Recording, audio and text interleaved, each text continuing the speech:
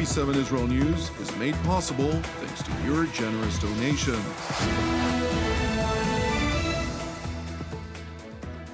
Shalom and good evening. Erev Tov. I'm Ayan Hassan, and this is TV7 Israel News broadcast to you from Jerusalem. Israel is closely monitoring the mass protests raging throughout Iran. The Ayatollah regime threatens to attack Israel and U.S. bases throughout the Middle East if the United States follows through on President Trump's threat to attack if Iranian demonstrators are harmed. The leadership of the European institutions visit Beirut, Amman, and Damascus in a tour of EU solidarity. Israel is closely monitoring the mass protests unfolding throughout Iran, as the Ayatollah regime is committing mass murder of innocent civilians aspiring for freedom.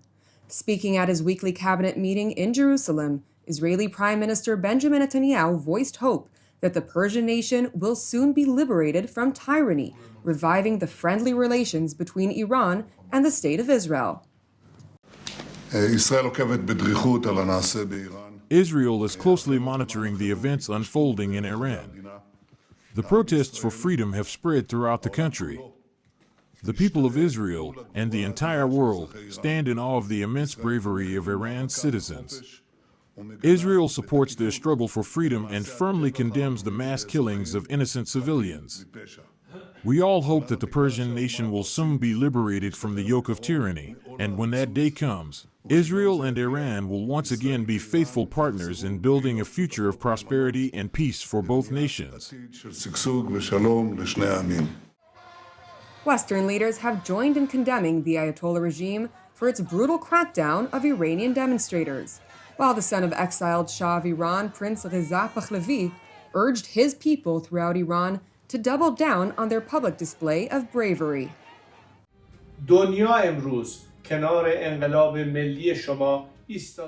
The world today stands with your national revolution and admires your courage. In particular, President Trump, as the leader of the free world, has closely observed your indescribable bravery and has declared that he is ready to help you. Do not abandon the streets. My heart is with you. I know that I will soon be by your side.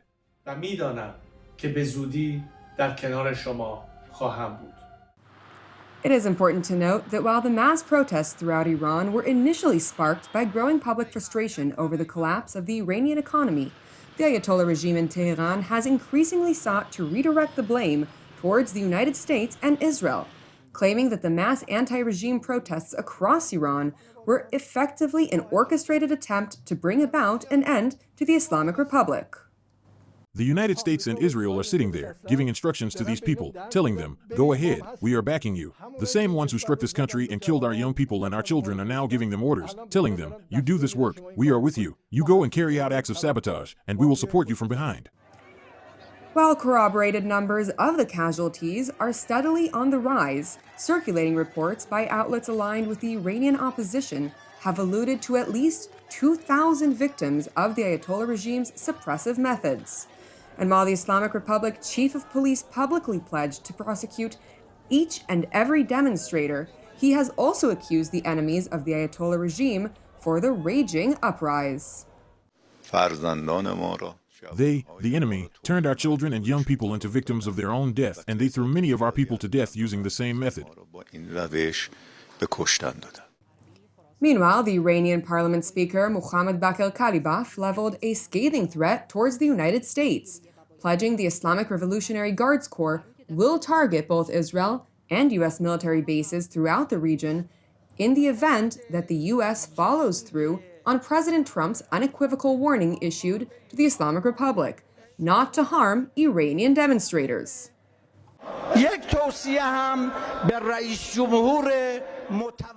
I also have an advice for the delusional President of the United States. Be careful that the advice you are receiving about attacking Iran are the same as the ones who told you that Mashhad has fallen. Therefore, so that you are not miscalculating, know that in case of an attack on Iran, the occupied lands as well as U.S. military bases in the region will be our legitimate targets.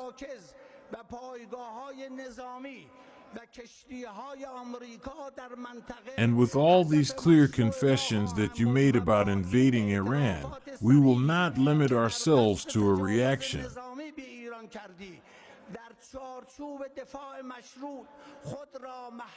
We will act based on signs of threats.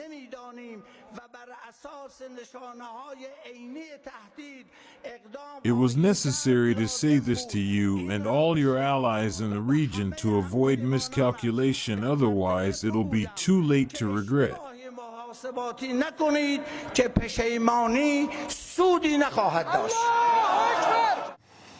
Meanwhile, aboard Air Force One, U.S. President Donald Trump was asked whether the Ayatollah regime has crossed his red line.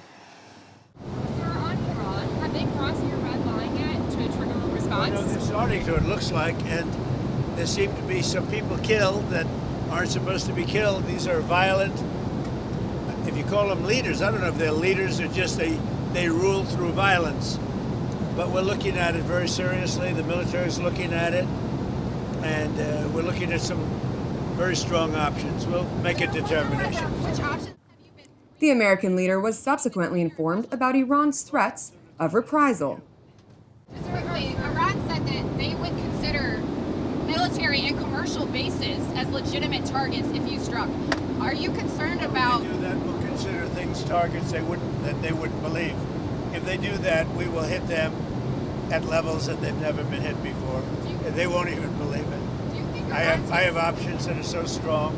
So, I mean, if they did that, it'll be met with a very, very powerful force. President Trump continued by revealing that Tehran has reached out to his administration in the attempt to engage in diplomacy. The leaders of Iran called, they want to negotiate. I think they're tired of being beat up by the United States. Can you share any details on that call? Iran wants to negotiate, yes. Negotiate what? We may meet with them. I mean, a meeting is being set up. But we may have to act because of what's happening before the meeting. Right. But a meeting is being set up. Iran called, they want to negotiate. Despite attempts to negotiate a solution to the revolt in Iran, a growing number of countries, including Russia and Australia, have called on their citizens to leave Iran. Meanwhile, in Lebanon, after Iranian Foreign Minister Abbas Araghchi visited Beirut, Iran is seemingly intensifying efforts to rehabilitate its local Lebanese proxy, Hezbollah. Consequently, the Israeli Air Force has expanded its operational activities against terror targets belonging to Hezbollah throughout southern Lebanon. Nevertheless, it does not appear to be a high-intensity escalation, which would require a decision by Prime Minister Benjamin Netanyahu and a security cabinet in Jerusalem. Earlier over the weekend in Beirut, the top leadership of European institutions, European Council President Antonio Costa and European Commission President Ursula von der Leyen, met with the Lebanese leadership, reiterating Brussels' commitment to Beirut. We are committed to Lebanon, sovereignty and territorial integrity. There is no space for armed militias. They undermine the country's security and stability. I welcome President Aoun's leadership in working to establish the state monopoly on arms. This is a critical step toward ensuring Lebanon's full control over its territory. In that context, I welcome the announcement that the Lebanese army has completed the first phase of Hezbollah disarmament.